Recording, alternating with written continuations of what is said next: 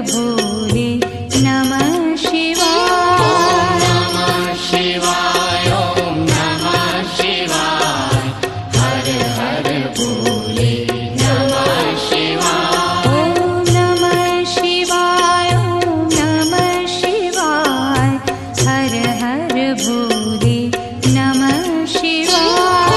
नमः शिवाय ओम नमः शिवाय हर हर भोले नमः शिवाय। रामेश्वराय शिव रामेश्वराय हर हर भोले नमः शिवाय। रामेश्वराय शिव रामेश्वराय हर हर भोले नमः शिवाय। नमः शिवाय ओम नमः शिवाय हर हर भोले।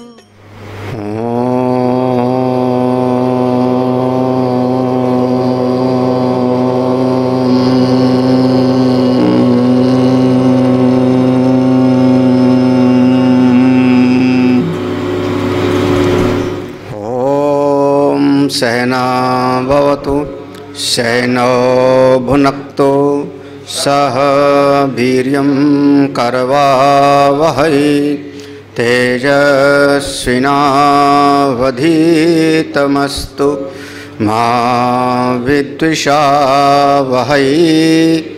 ॐ शान्ति शान्ति शान्तिः। शङ्करं शङ्कराचार्यं केशवं बादरायणं सूत्रभाष्यकृतौ वन्दे भगवन्तो पुनः पुनः। ईश्वरो गुरुरात्मेति मूर्तिभेदविभागिने व्योमवद्व्याप्तदेहाय दक्षिणामूर्तये नमः। सदाशिवसमारम्भां शङ्कराचार्यमध्यमाम् अस्मदाचार्यपर्यन्तां वन्दे गुरुपरम्पराम्। श्रुतिस्मृतिपुराणानाम् आलयं करुणालयं नमामि भगवत्पादं शङ्करं लोकशङ्करम्।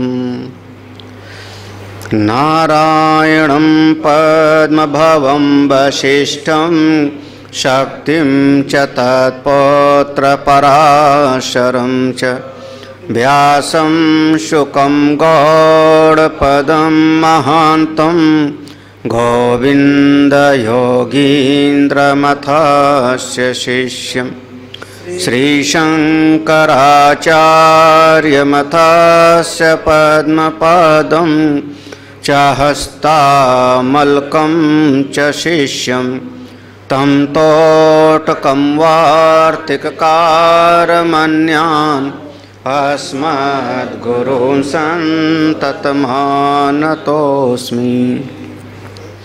परम श्रद्धेय स्वामी जी महाराज, आत्मस्वरूप संतजन भक्तजन, इस योग दर्शन के साधन पाद में 33वें नंबर का सूत्र था वितर्क बाधने प्रतिपक्ष भावनम। प्रतिपक्ष भावना से जब हम विचार करते हैं तो जो विपरीत बातें होती हैं वो सब का सब बाधित हो जाता है। हमारी साधना के जो विपरीत है, हमारी भक्ति के जो विपरीत है, हमारे इस मार्ग पर आगे बढ़ने के जो विपरीत है,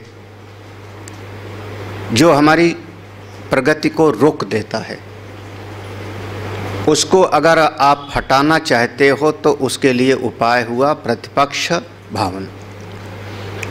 एक सिद्धांत लिया हिंसा, वहाँ पर 10 गिनाया, 5 यम और 5 नियम, जिनमें से एक दृष्टांत लिया कि जैसे आप समझो कि अहिंसा की बात आई अहिंसा चित्त में होगा तो आपका जीवन आगे बढ़ेगा, साधना के मार्ग में आगे बढ़ोगे।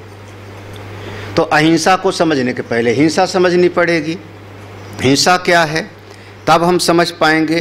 तो सिद्धांत बताया, हिंसा माने कृतम कारितम अनुमोदितम, हमने किया, हमने करवाया या हमने उसका अनुमोदन किया। जब कभी भी हिंसा होती है तो बीच में कोई न कोई उसका जो प्रायोजक है हेतु, लोभ होगा, क्रोध होगा, मोह होगा। कभी कम भी हो सकता है, ज़्यादा भी हो सकता है, अति मात्रा में भी हो सकता है, ये भी हो सकता है। परिणाम इसका अज्ञान और दुख होता है। अब ये अगर समझ में आ जावे तब इस भावना के साथ में हिंसा की भावना को आप बाधित कर दो। इसी का नाम हुआ प्रतिपक्ष भावना। ये साधना का बहुत बड़ा सूत्र है, प्रतिपक्ष भावना। प्रतिपक्ष भावना, एक बात समझना, हमारा चित्त अगर शांत है तो आप साधना भजन कर लोगे। चित्त अगर आपका बिल्कुल विक्षेप से मुक्त है, चिंतन मनन करोगे, स्वाध्याय करोगे, सेवा करोगे, सब कुछ होगा। और चित्त में किसी भी कारण से अगर विक्षेप होगा, उथल पुथल होगी, तो हमारा साधना में मन नहीं लगेगा। चित्त के भीतर विक्षेप होता है। जैसे दो बहुत प्रमुख है, एक का नाम राग और एक का नाम द्वेष। हमारा किसी से राग हुआ तब भी आपका चित्त विक्षिप्त होगा, किसी से द्वेष होगा तो भी चित्त विक्षिप्त होगा, और फिर आपका जाप में, साधन में मन नहीं लगेगा। हमारा मन राग द्वेष से मुक्त होना चाहिए। ये उपाय है, ये साधन है, राग द्वेष से मुक्त होना चाहिए। कैसे करें, क्या करें? तो कहा देखो, विचार करो, जिसमें राग है उसमें तुमको कोई न कोई गुण दिखाई पड़ता है ना, अच्छाई दिखाई पड़ती है, तभी तो तुम्हारा उससे मोह हुआ, राग हुआ। हाँ, उसमें कोई न कोई गुण दिखाई पड़ता है। हाँ, ये दयालु है, ये सेवा करता है, ये बुद्धिमान है, ये मेरा अपना है। राग के मूल में देखो तो कोई न कोई गुण देखते हो आप उसमें, तब उससे आपका राग हो गया। प्रतिपक्ष भावना, पक्ष माने अगर राग गुण देखते रहोगे तो उसी पक्ष में चले गए। जितना गुण देखते जाओगे उतना ही आप उसमें राग बढ़ता जाएगा, आसक्त होते जाओगे। प्रतिपक्ष, विपरीत पक्ष वाला विचार करो तो इस जगत में कोई ऐसी वस्तु नहीं है जिसमें केवल गुण ही गुण हो। जड़ चेतन गुण दोष में विश्व कीन्ह करता। कोई ऐसी वस्तु नहीं है जिसमें कि गुण ही गुण हो, उसमें कोई न कोई दोष भी है। अब अपने उस राग को मिटाने के लिए आप उसमें दोष देखो। जो दोष होगा, कोई न कोई है जरूर, वो आप उसकी उपेक्षा कर रहे हो, देख नहीं रहे हो। हाँ, किस चीज़ की बताऊं? जिस चीज़ से आपका राग हो उसी में निकाल दूं। जिस चीज़ से राग हो उसमें दोष देखो। जब आप दोष देखना शुरू करोगे तो ये चिंतन हो जाएगा प्रतिपक्ष भावना, और दोष चिंतन करोगे तो धीरे धीरे वो राग को मिटा देगा। हाँ, जहाँ राग गया आपका वो चिंतन भी गया और आप राग द्वेष से मुक्त हो गए। अरे किसी का लड्डू खाने में बड़ा राग है, मिठाई यही वाली हमको चाहिए, आप धीरे धीरे समझाओ उसको, वो खुद विचार करे। इस मिठाई में शुगर ज़्यादा बढ़ जाती है। कौन सी मिठाई की बात बताऊं? जिस मिठाई से आपका बहुत ज़्यादा राग हो कि ये मिठाई मिल जाए तो मैं खुश, आसक्ति है, मोह है, उसी मिठाई को आप कभी बनते हुए देखाओ हलवाई के दुकान के अंदर। बाकायदा आपका चित्त जो है करेगा कि नहीं करेगा पता नहीं। हाँ, देखा नहीं होगा। भगवान की बड़ी कृपा है कि आप देखते नहीं हो, सजाया हुआ देखते हो। सजाए हुए में से खरीद के लेके आ जाते हो, खा लेते हो। वो जो अंदर जब बनाता है ना, तो ऐसे क्या हुआ? हाँ, सही बात है। हम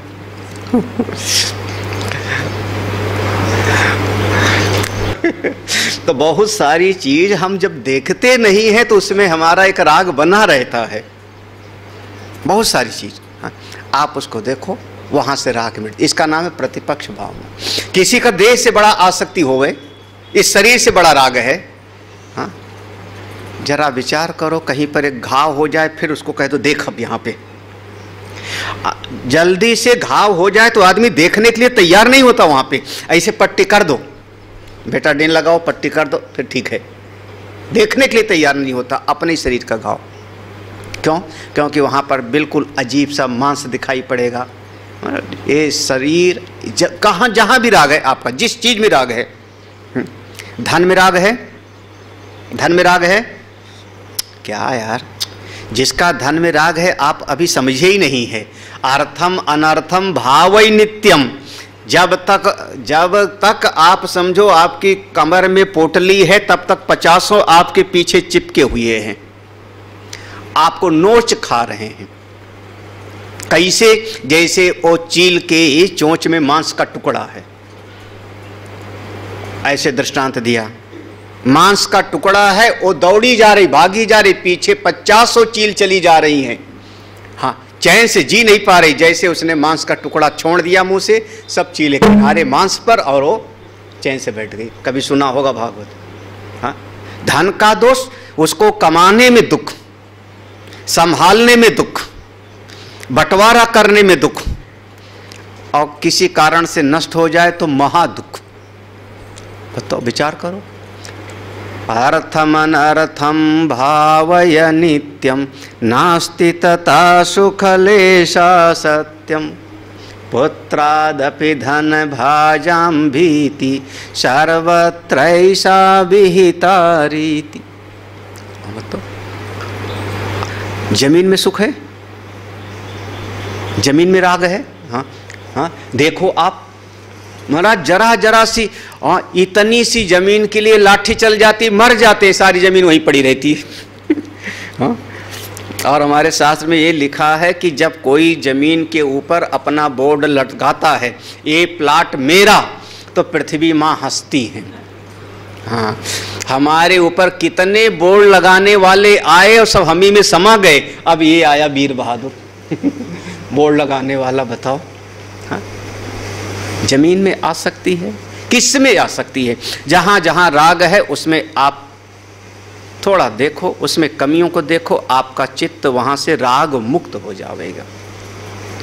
धन में, परिवार में, अपने इस देह में, वस्तु में, जिसमें भी राग है वहां देखो। इसका नाम है प्रतिपक्ष। अब इसका दूसरा पहलू देखो। इस जगत में कोई ऐसा भी है जिससे हमारी दुश्मनी है, उसके प्रति द्वेष की भावना है, हम उसको फूटी आंख देख नहीं सकते। 36 का आंकड़ा है। अरे आप थोड़ा विचार करो तो, चाहे वो कितना ही बुरा होवे, उसमें 2-4 अच्छाइयां तो जरूर निकलेगी। आप विचार तो करके देखो। कभी कभी हमारी और वरुण जी की बहस होती है, तो हम दोनों 2 पार्टी वाले हो जाते हैं। हाँ, एक किसी एक पार्टी का पक्ष लेते हैं, वो ये ठीक है, मैं उसका खिलाफत कर लेता हूँ, दूसरी पार्टी वाले बड़ाई करता हूँ। ये सब अंदर अंदर वैचारिक धरातल पर होने लगता है। आजकल हमारा पाला बदल चुका है हम दोनों का। तो अब फिर जब हम किसी दूसरे का जो है बुराई करने लगते हैं तो उसकी प्रशंसा करने लगते हैं। कोई ना किसी में गुण गुण है, ना किसी में दोष ही दोष है। हाँ, लेकिन जिससे द्वेष की भावना है उसमें कोई ना कोई, आपका दुश्मन से दुश्मन हो, देखो उसमें भी कोई गुण होगा। एक शेरनी तक, शेर तक जो हमको खा सकता है, वो भी अपने बच्चों से प्यार करती है। किसमें गुण नहीं है? किसमें गुण नहीं? हाँ, चाहे चोर हो, चाहे साहूकार हो, चाहे मनुष्य हो, चाहे देवता हो, दैत्य तक में कोई ना कोई, हाँ, हाँ, हाँ, उसमें भी अच्छाई देखो ना। जब आप जो द्वेष वाली चीज है उसमें भी कोई गुण देख लोगे तो आपका वहां से द्वेष बुद्धि मिट जाएगी। हमारा किसी उसके गुण और दोष के चिंतन पर भाव नहीं है, हमारा भाव है साधक का मन राग द्वेष से मुक्त होना चाहिए। हाँ, राग द्वेष दोनों से मुक्त हो, ना उससे घृणा ना उससे बहुत ज़्यादा मोह, आपका चित्त समत्व में हो। हाँ, हमारे आपको सही बताऊं, हमारे ऋषियों का कभी ऐसा भाव नहीं कि स्त्री की निंदा करें कि पुरुष की निंदा करें। ये सब विश्वविद्यालय में विचार करते हैं कि सारे शास्त्र स्त्री के विरोधी हैं, स्त्रियों की निंदा करते हैं, मनुष्यों की निंदा करते हैं। हमारे शास्त्र में ऐसा हम नहीं समझ पाते। हमारा क्या सिद्धांत है कि जो भक्ति के मार्ग वाला है उसकी हम प्रशंसा करते हैं, जो भक्ति के मार्ग पर नहीं है उसकी हम निंदा करते हैं। अगर शूर्पणखा है, बिल्कुल शूर्पणखा है, उसकी बुराई करते हैं, कैकेयी है बुराई करते हैं, तो शबरी भी तो है वहीं पर, अनसुईया भी तो वहीं पर हैं, कौशल्या भी तो हैं, वो नहीं है क्या? सुलोचना है, मंदोदरी हैं। हाँ, ये मंदोदरी तो पंचकन्या में माना गया उसको। हाँ, अहिल्या, द्रौपदी, तारा, कुंती, मंदोदरी। तो कहाँ हम केवल स्त्री की, दो स्त्री की हमने बुराई किया, शूर्पणखा की और कैकेयी की।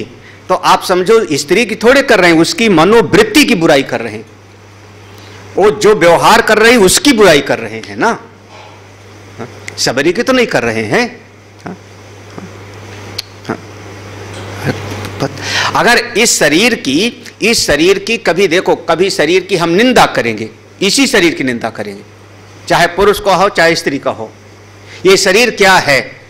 सप्त धातुओं का एक पुतला है, मिट्टी का पुतला है, हाड़ मांस का है। अरे बिल्कुल ये शरीर जीता जाता नरक है। रोज रोज इसमें भूख लगती है, रोज रोज दर्द होता है। नहलाओ धुलाओ, चाहे जितना साफ सुथरा रखो, ये शरीर अपने आप गंदा होता रहता है। हम शरीर की बुराई कर रहे हैं। क्यों कर रहे हैं? क्योंकि इसमें से आपकी आसक्ति कम हो जाए। और जब आपका बहुत इस शरीर से घृणा हो जाए, इसी शरीर से, नहीं ये शरीर बेकार है, खत्म कर दो इस शरीर को, तपा डालो, तो हम कहेंगे नहीं, ये शरीर बड़े भाग मानुष तन पावा, दुर्लभम मानुषो देहि देहि नाम क्षण भंगुरहा। ये शरीर बड़े भाग्य से मिलता है, 84 लाख योनियों के बाद ये शरीर मिलता है। इस शरीर से साधन कर सकते हो, इस शरीर से भगवत प्राप्ति कर सकते हो। अब देखो दोनों बातें हम कह रहे हैं, शास्त्र में दोनों बातें लिखी है। तो शास्त्र शरीर की निंदा करना प्रयोजन नहीं है, शरीर का प्रशंसा करना भी प्रयोजन नहीं है। शास्त्र का प्रयोजन है आपका मन राग द्वेष से मुक्त हो जाए। अगर शरीर से आसक्ति है तो हम निंदा करेंगे, और शरीर से घृणा है तो हम इसकी प्रशंसा करेंगे। ठीक है ना, समझना चाहिए। इसका नाम है प्रतिपक्ष भावना। प्रतिपक्ष भावना बहुत बढ़िया शब्द है किसी भी चीज में। हाँ, सही बात तो यह है कि आप जगत में किसी की निंदा मत करो। हाँ, महाराज श्री का एक शब्द था बहुत बार, निंदो मत सराहना पड़ेगा। कहते थे बुराई मत करो किसी की, बुराई मत करो किसी की। ऐसा मौका आएगा जब आप ही को उसकी प्रशंसा करनी पड़ेगी। निंदो मत सराहना पड़ेगा। तो दूसरी लाइन भी कहते थे सराहो मत निंदना पड़ेगा। हाँ, जिसकी आप आज बड़ी प्रशंसा कर रहे हो, बड़ा बाबू है, राजा बाबू, बहुत अच्छा है, आप पक्का समझना एक दिन उसी से आपकी जो है निंदा करोगे। आप अपने मन को ये प्रशंसा निंदा से मुक्त क्यों न रखो। हाँ, अगर आपको लगता है कि इसकी बुराई करूं तो उसमें गुण देखो, उसमें अच्छाइयाँ भी होंगी। आपको लगता है कि नहीं ये बहुत अच्छा है तो आप उसमें वो भी देखो, उसमें कोई ना कोई कमियां भी होंगी। आपका चित्त राग द्वेष से मुक्त हो, घृणा से मुक्त हो, मोह से मुक्त हो, ममता से मुक्त हो, आसक्ति से मुक्त हो। शास्त्र का यही प्रयोजन है। इसके लिए प्रतिपक्ष भावना से विचार करना चाहिए। अब समझना चाहिए प्रतिपक्ष भावना। हाँ, प्रतिप। अब देखो, अच्छा भगवान शंकर जी को कैसे पूजा करना चाहिए? बेलपत्र से, गंगा जल की धारा से,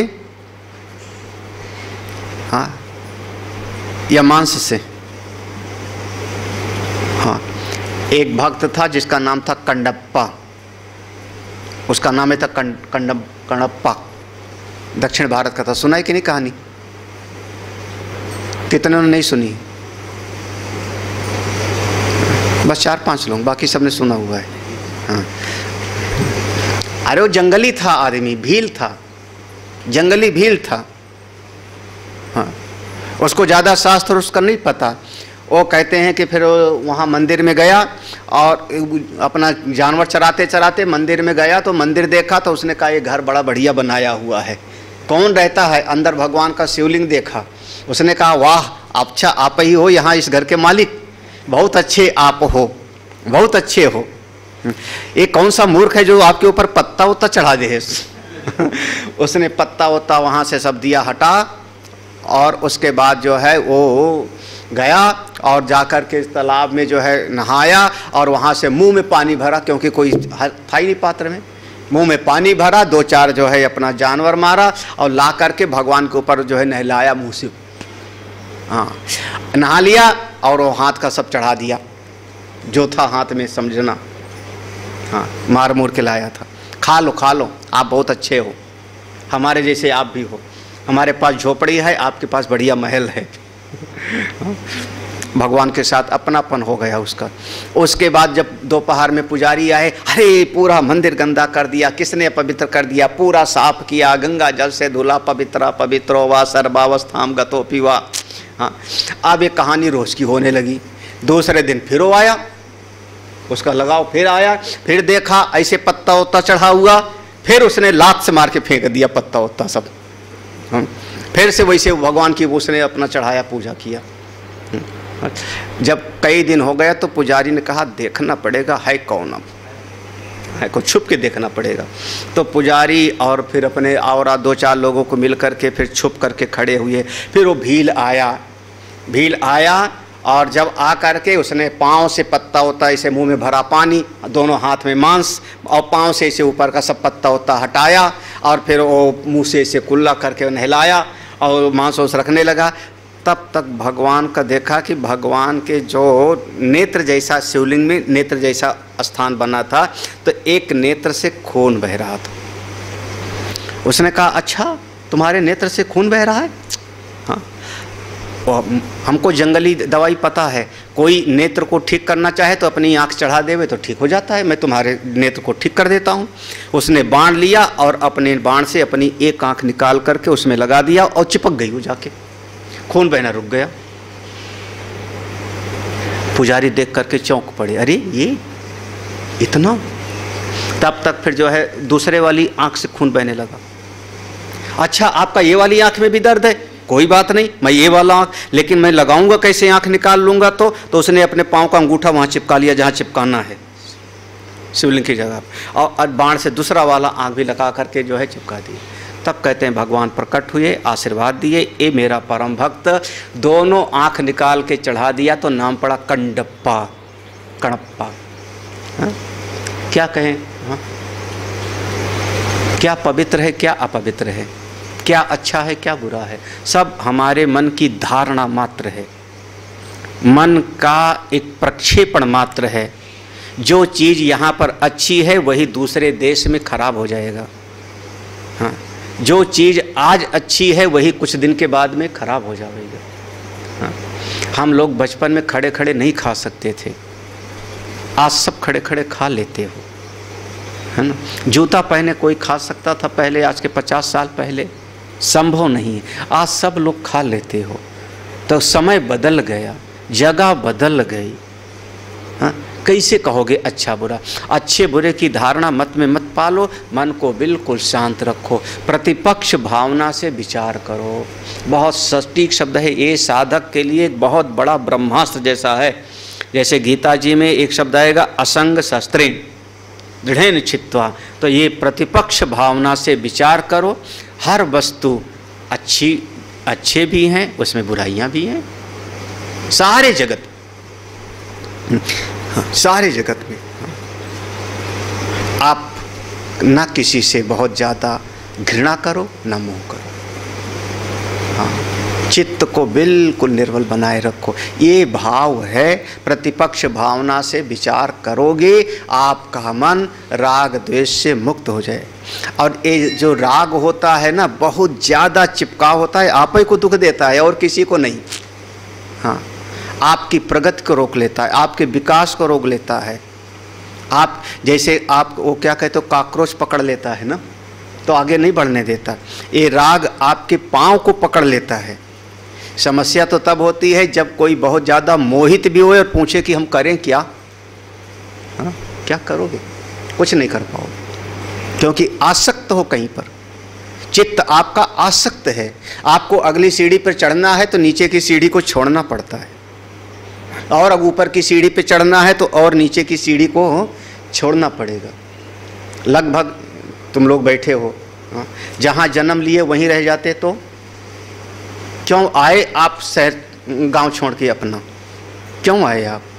वहीं रह जाते। हाँ, तो वहीं रह जाते। बोले वहीं रह जाते तो आप अपने बच्चे को ठीक से पढ़ा नहीं सकते थे। वहाँ शिक्षा की व्यवस्था नहीं थी, दवाइयों की व्यवस्था नहीं थी। हाँ, वहाँ रोजगार की व्यवस्था नहीं थी। हाँ, बहुत ज़्यादा जन्मभूमि से ममता होती, आसक्त होते, वहीं पर पड़े रहो। वहाँ भी तुम्हारे साथ जो खेले खाए थे वो अभी भी गालियाँ दे रहे होंगे, तम्बाकू पीट रहे होंगे। हाँ हाँ, जाके देखा हो अपने गांव में कभी? हाँ, क्या वो नहीं कह रहा हूँ, सही कह नहीं कह रहा हूँ? हाँ, तुम्हारे यहाँ तो हुक्का गुड़गुड़ा रहे होंगे, गाली दे रहे होंगे। हाँ, तो वहाँ से चले जाए। हाँ, तो 10 लोग आपको कहेंगे अच्छा वो तो क्यों आप एक आसक्ति के दायरे को छोड़ के, अगर अच्छा आपको माँ से प्यार है तो माँ के पास बैठे रहो जिंदगी भर। काहे के लिए जाते हो कहीं पढ़ने के लिए दूर देश? नौकरी के लिए क्यों गए दूर देश? आप लोग सबके बच्चे दूर चले गए, क्यों चले गए? हाँ, पकड़े के रखो ना, वो बेटी है, बेटा है, भाई है, मित्र है। हाँ, आप आसक्त तो भी हो और आगे भी बढ़ना चाहते हो, ये बड़ी नासमझी है। हाँ, आप छोड़ने के लिए तैयार नहीं हो और कहते हो आगे बढ़ जाऊं, मुंह धो रखो। कहाँ से, कैसे होगे?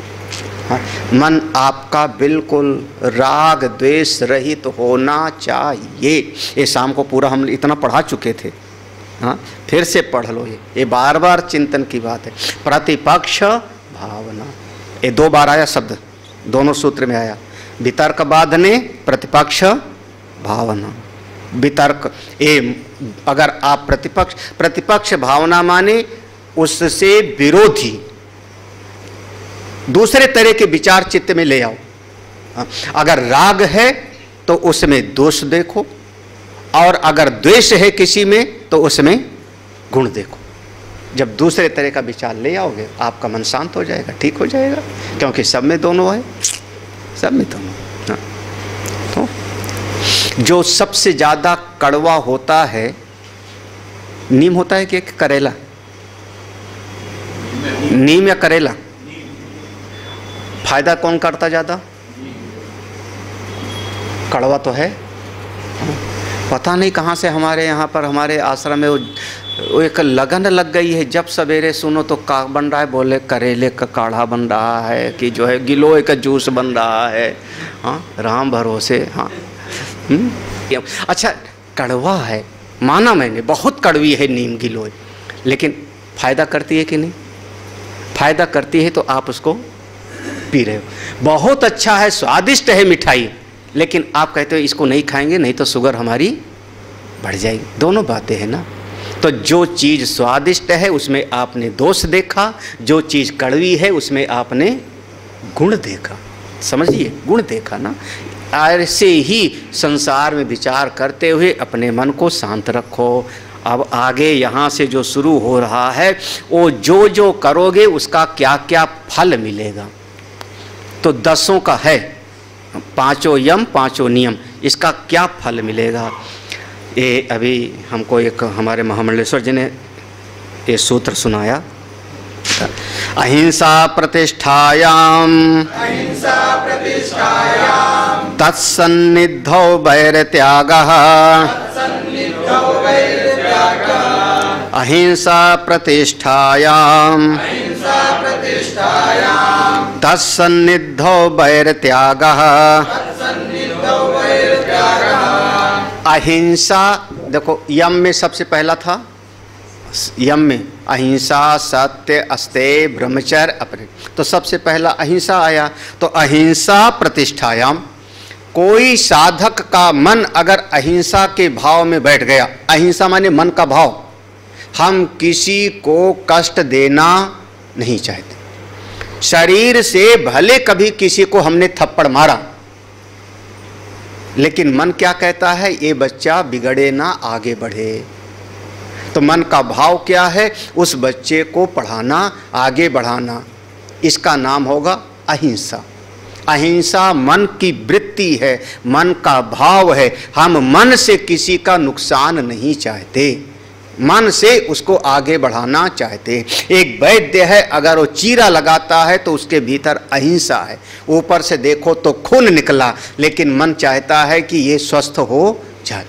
अगर मन का भाव अहिंसा में प्रतिष्ठित हो जाएगा तो तत्सन्निधौ, उसके सामने जो लोग रहेंगे, वैर त्यागः, आपस की दुश्मनी भूल जाएंगे। उनके सामने आते ही दुश्मनी भूल जाएगी। ये बात अलग है कि बाहर जा करके फिर 36 का आंकड़ा बना लेंगे, लेकिन जो महापुरुष होंगे, उनका, जिनका मन अहिंसा के भाव में स्थित है, उनका एक प्रभाव मंडल होगा, उनका एक औरा होगा, और उनके पास आते ही फिर वहाँ जिसको कहते हैं शेर और बकरी एक घाट पानी पीते। हाँ, राजा और रंक एक साथ बैठ करके फिर जो है सत्संग सुनते हैं। चाहे राजा जनक सुन रहे हैं याज्ञवल्क्य के पास, चाहे एक फकीर सुन रहा होगा, हाँ, सब एक साथ, क्योंकि आपस का बैर भाव खत्म। कब तक, कब तक? बोले जब तक उनके उस प्रभा मंडल के अंदर रहेंगे, बाहर की गारंटी नहीं है। अहिंसा प्रतिष्ठायाम तत्सन्निधौ, उनके सानिध्य में होने पर वैर त्यागः, आपस का वैर, दुश्मनी खत्म हो जाएगा।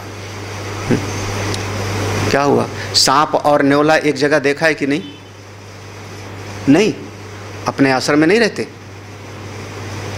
कितने सारे सांप निकले, हमारी कुटिया के चारों तरफ न्योला घूमता रहता है। देखा है कि नहीं देखा? न्योला घूमता कि नहीं? हाँ, न्योला भी रहते हैं, हाँ, सांप भी कितने सारे निकले। और लल्लू सिंह तो पकड़ो पकड़ो आकर के वो अपनी तरफ बहुत सारे जो है, बहुत रहे। हाँ, एक तो जो है हमारा वो लल्लू बताया करता था, बड़ा सा काला सा नाक और पीछे ऊपर घूमता था, जहाँ पर हमारा टीला था गौशाला, ऐसे घूमता था, पूरा का पूरा ऐसे घूम के आता था। और लल्लू सिंह ने बताया कि स्वामी जी जितना वो सांप घूमता था उतना ही में आपका आश्रम बना, दाएं बाएं नहीं जा पाया। तो तत्सन्निधौ वैर त्यागः, ये बहुत बार आप समझ लेना। अहिंसा प्रतिष्ठायाम, जब मन आपका अहिंसा के भाव में प्रतिष्ठित हो जाएगा तो आपके पास जो आएगा उसका आपसी वैमनस्य शांत हो जाएगा। वैर त्यागः। सत्य प्रतिष्ठायाम क्रियाफल आश्रयत्वम्, सत्य प्रतिष्ठायाम क्रियाफल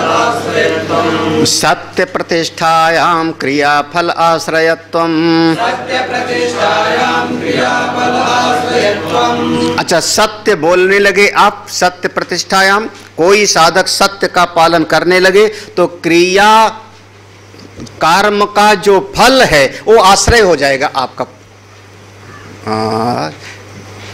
देखो क्या कहूँ, इसको समझने के लिए समझना। जैसे एक राजा है, राजा है, उस राजा का एक खजांची है। हाँ, खजांची आदमी मेहनत करता है, दिन भर काम करेगा तो उसको 2 असरफी मिलेगी, महीनों काम करेगा तो इतना सारा उसको रुपए मिलेगा।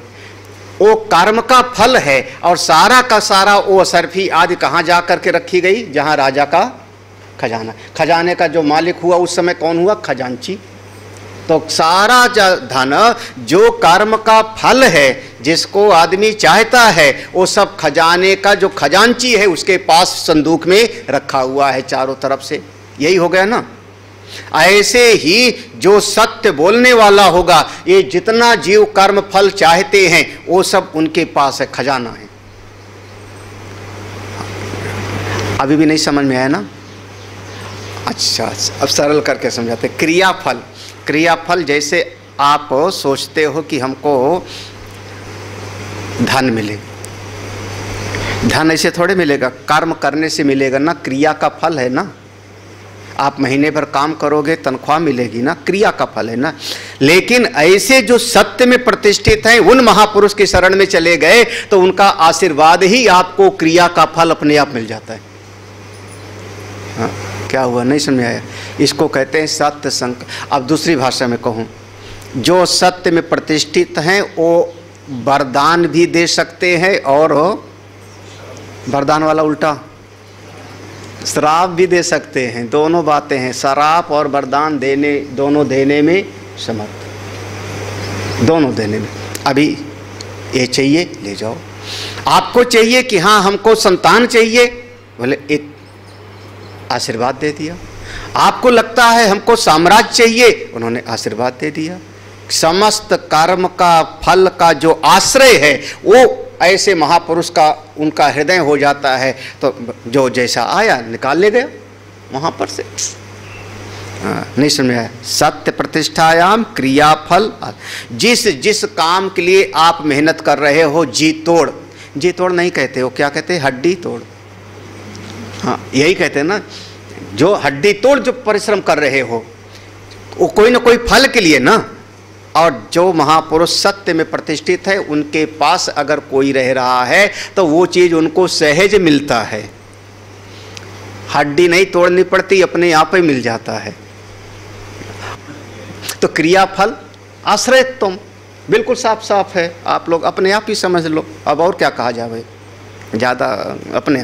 तो क्रियाफल सत्य प्रतिष्ठायाम, क्या था? सत्य प्रतिष्ठायाम क्रियाफल। जो आदमी कर्म करने के द्वारा फल की कामना करता है वो ऐसे जो सत्य में प्रतिष्ठित हैं वो सारा फल उनके ऐसे करतलगत होता है, हस्त में होता है, सबका सब सहज भाव में। हाँ, ये वैसे उपनिषद में है, उपनिषद में मुंडक श्रुति है ना,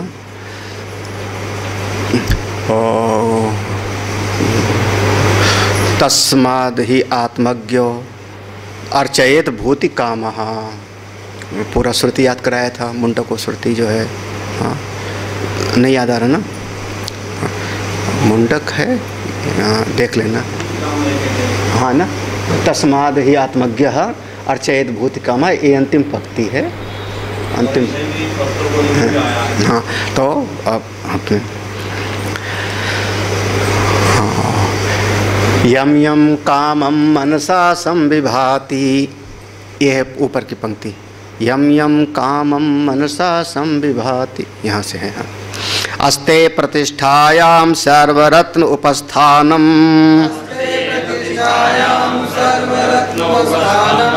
अस्ते प्रतिष्ठायाम सर्वरत्न उपस्थानम। अस्ते माने चोरी न करना। जिसके चित्त में चोरी करने का भाव समाप्त हो गया, किसी की चीज को छीनने का भाव समाप्त हो गया, अस्ते प्रतिष्ठायाम। सर्वरत्न, सारे रत्न उसके सामने खड़े हो जाते हैं। लो, मुसीबत ये है कि जब दिल में कामना ही न रही तो सामने चीज मिलती है ना। जब कामना थी तो मिलता नहीं था, जब आदमी चाहता था तो मिलता नहीं था, और जब उसके भीतर अस्ते का भाव आ गया, कुछ चाहिए ही नहीं, समस्त चोरी की कामना समाप्त हो गई, उस समय सर्वरत्न, जमीन में कहीं पर भी कोई रत्न पड़ा हुआ है, खजान, वो सब सामने दिखाई पड़ने लगते। सर्वरत्न उपस्थान, इसको कहते हैं जो महापुरुष लोगों को गड़ा हुआ खजाना वगैरह सब पता लग जाता है। एक बार खोदा था ना उन्नाव में, हाँ, गंगा जी पे पुल बनवा डाला उन्होंने अपने पैसे से, कोई कम नहीं था। सर्वरत्न उपस्थानम, समस्त रत्न उसके सामने उपस्थित हो जाते हैं, कुछ उसको कमी नहीं रहती। हाँ? क्या हुआ, नहीं समझ में आ रहा है क्या? हाँ? अगर ये लाओ सब मिल जाता है, बिना चाहे बिना मांगे, बिना मांगे उपस्थित होता रहता है। कौन देता है? बोले प्रकृति सेवा करती है। जैसे समुद्र है, शांत है, गंभीर है, अथाह है, तो सारी नदियां जल ला ला करके उसको समर्पित करती रहती। ऐसे जो ऐसे साधना में स्थित है उसके पास सारी प्रकृति ला ला करके उपस्थित करती रहती है। चोर जब तक चोरी है तब तक कुछ नहीं मिलता। यही तो विशेषता है। एक आदमी चोरी भी करने गया, उसने 5,000 की चीज को चुराया, बाजार में जाके बेचेगा 500 में, 500 में बिकेगी वो चीज। हाँ हाँ, और उस पे भी 50 दिन चोरी किया, एक दिन पकड़ा गया, सब खत्म उसका। हाँ, जैसे का रह गया वो तैसे। और पाप वो अलग, इसका ले गया 5,000 का और मिला उसे 500। हाँ कितना है, 10 गुना पाप। तो अरे अस्ते प्रतिष्ठायाम सर्वरत्न उपस्थानम, बिल्कुल सर्वरत्न उपस्थित हो जाता है। अब देख लो बिल्कुल स्पष्ट। हाँ, जो अस्ते में प्रतिष्ठित हो गया सारे रत्न उपस्थित हो जाते। ब्रह्मचर्य प्रतिष्ठायाम वीर लाभ, ब्रह्मचर्य प्रतिष्ठायाम वीर लाभ,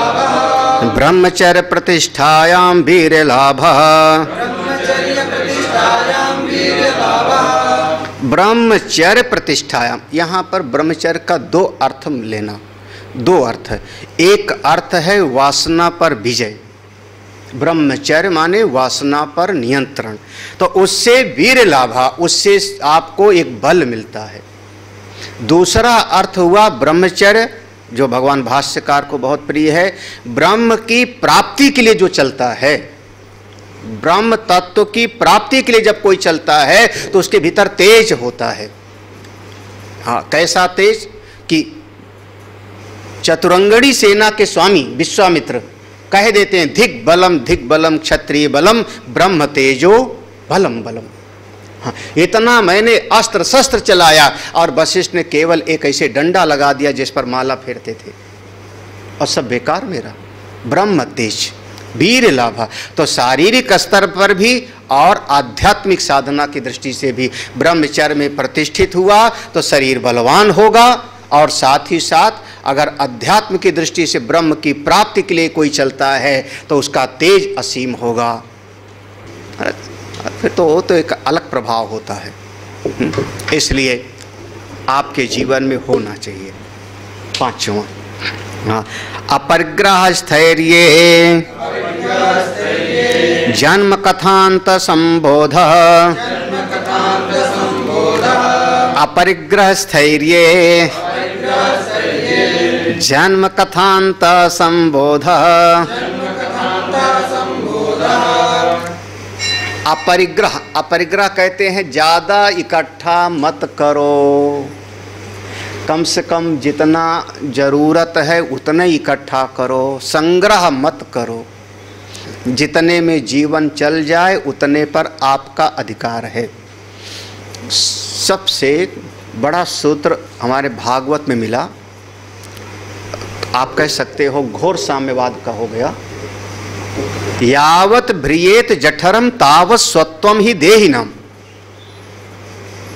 यावत भ्रियेत, जितने में पेट भर जावे, यावत भ्रियेत जठरम, जितने में पेट भर गया उतने पर ही आपका अधिकार है। यो भी अधिकम मन्येत साहिस्तेनो दंडम अर्हति, जो उससे ज्यादा को अपना माने वह चोर है, उसको दंड देना चाहिए। ये भागवत का श्लोक है, भागवत में ऐसा माना गया। तो अपरिग्रह, अपरिग्रह माने इकट्ठा करने का कोई ललक नहीं रही, चाह नहीं रही, जितने में जीवन चल जाए उतने में खुश। अगर इसमें स्थित हो गया तो जन्म कथांत, आपको अपने पूर्व जन्म की याद आ जाएगी। सामने जो बैठा होगा उसके मन को पढ़ लोगे आप, इसके मन का संस्कार कैसा है, इस शरीर में आने के पहले कहाँ था ये जो ऐसे अपरिग्रह भाव में स्थित होते हैं उनको सब पता लग जाता है। बिल्कुल जन्म कथांत संबोधा, जन्म कथांत माने स्वयं का भी औरों का भी पूरा का पूरा जो सामने आया, अच्छा इसका मतलब अभी पकड़ के रखते हो ना पूरा, घर मेरा धृतराष्ट्र के जैसे, धन मेरा, दुर्योधन बेटा मेरा, ये मेरा चिपक के पढ़ते हो ना, लगता है पहले चमगादड़ रहे होंगे, पकड़ पर चिपके रहे होंगे। आजकल चमगादड़ वाला बड़ी चर्चा है ना। तो क्यों खाए, जन्म कथांत सब मन का भाव पता लग जाता है। तो अपरिग्रह स्थैर्य, अपरिग्रह भाव में स्थिर हो गए तो जन्म कथांत सब पता लग जाता है। अब यह है कि महात्माओं को सब पता लग जाता है, हम लोग बोलते नहीं। महात्मा लोगों को कहा गया पता लग जाए तब भी बताना मत। अरे बता दे मैं, अच्छा मान लो सब पता लग गया, कुल पुरोहित हैं, उधर सम्राट खड़ा हुआ है, सम्राट का बेटा पैदा हुआ, बोले महाराज कुंडली बनाओ। वो त्रिकालज्ञ हैं, कुंडली में देख लिया उन्होंने कि पहले गधा था और इसकी उम्र 15 दिन है, 15 दिन बाद मर जाएगा।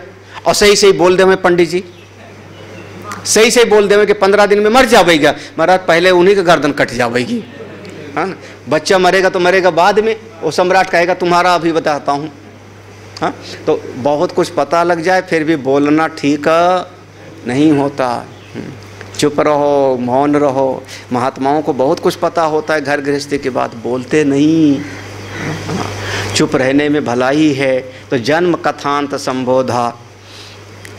और एक बात और है, अगर आपको पता लग जाए पूर्व के जन्म का, ऐसी साधना हो जाए पूर्व के जन्म का पता लग जाए, ये जो हमसे बहुत प्रेम कर रहा है ना, ये पूर्व जन्म में हमारा सारा छीन लिया था, कर्जा वर्जा लेके सब गायब हो गया था, घोर दुश्मन था। हाँ हाँ, तो बताओ आपका फिर प्रेम रहेगा यहाँ पे कुछ? हाँ,